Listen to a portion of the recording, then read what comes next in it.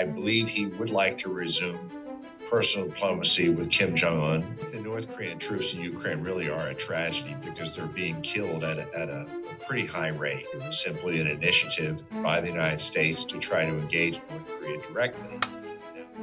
Yeah, let's dive into our questions. So, President Trump, in the Fox News interview, he said Kim Jong-un is very smart and also he's willing to meet Kim Jong-un again. He happens to be a smart guy. Kim Jong-un is a smart guy. You'll reach out to him again. I will. Do you believe Kim Jong-un is equally open to talk with United States?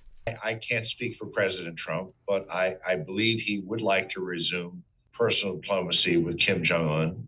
He's made some statements to that effect. How's Kim Jong-un doing?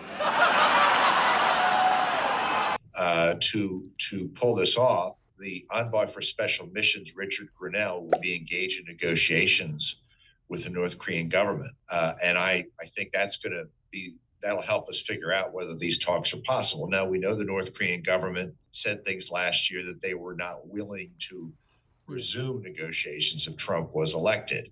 I think that we'll see after, productive diplomacy where the U.S. shows a willingness to talk. We're hoping that the North Koreans will reciprocate. I suspect there may be some strings attached to a meeting between Trump and Kim. Do you think it's a leverage tactics, North Korea saying, we are no longer interested in talk with United States, whichever government will elect? So do you think that it's a leverage tactics? It could be a negotiating tactic.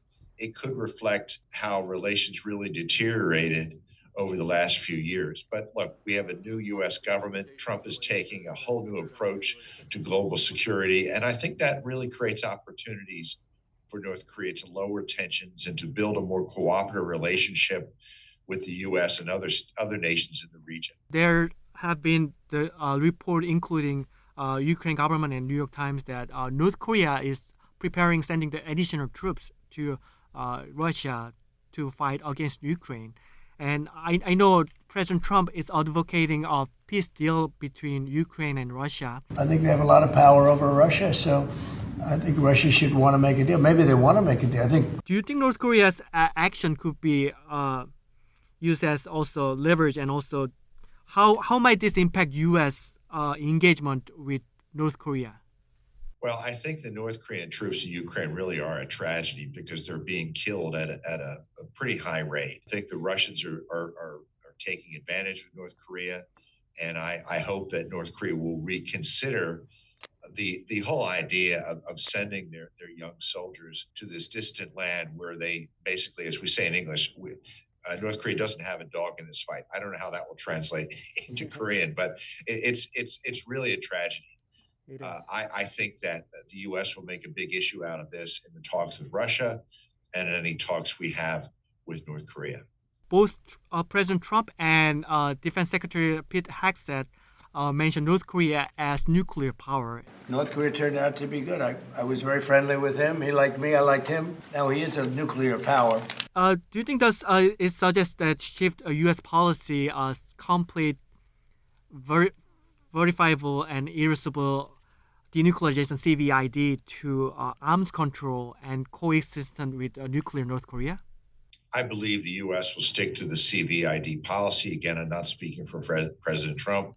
And North Korea is not a nuclear power as defined by the Nuclear Non-Proliferation Treaty. North Korea is declared its own main enemy of South Korea, and also they state that they're no longer interested in reunification with South Korea. Then if North Korea were to bypass South Korea and engage directly with United States, how might the Donald Trump administration respond? Well, North Korea directly engaged in negotiations with the United States at the Singapore summit and at the Vietnam summit. So there's a precedent for these talks. And it's not that South Korea is being left out. It was simply an initiative by the United States to try to engage North Korea directly.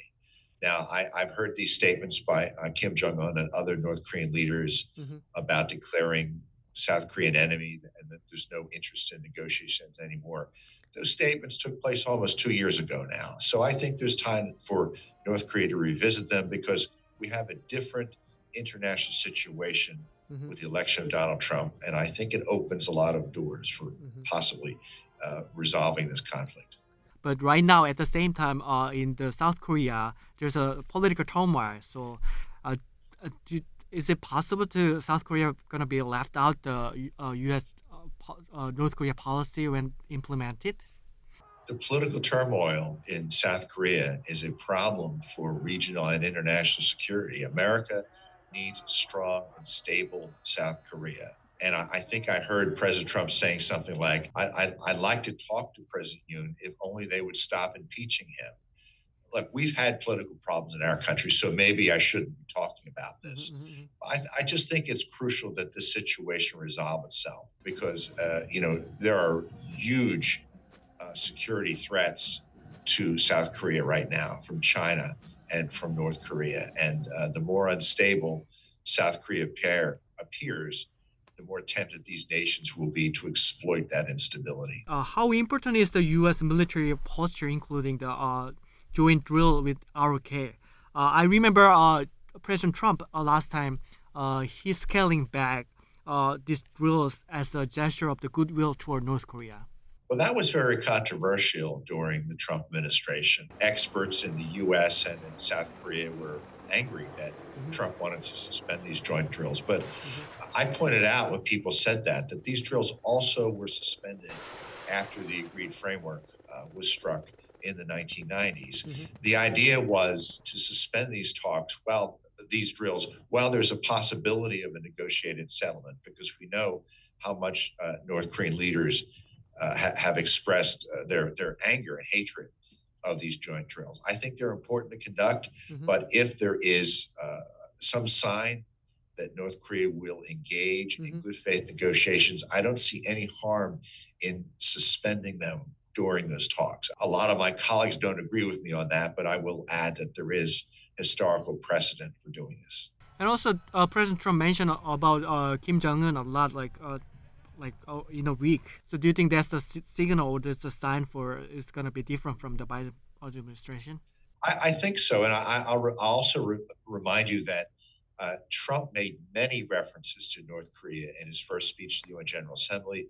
Rocket Man is on a suicide mission for himself. In his national security strategy. And if you compare those documents with those in the Biden administration, there's almost nothing about North Korea in the Biden documents, maybe one or two sentences. It simply was not a priority. I think it was a conflict that the Biden administration thought would simply go away or they weren't interested in dealing with. And I think that's something that made the situation get worse.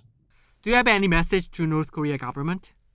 I'm very glad to have this opportunity to speak to the people of North Korea. I hope the North Korean government will watch this because I think a brighter future is ahead of us if both sides will take advantage of Trump's election.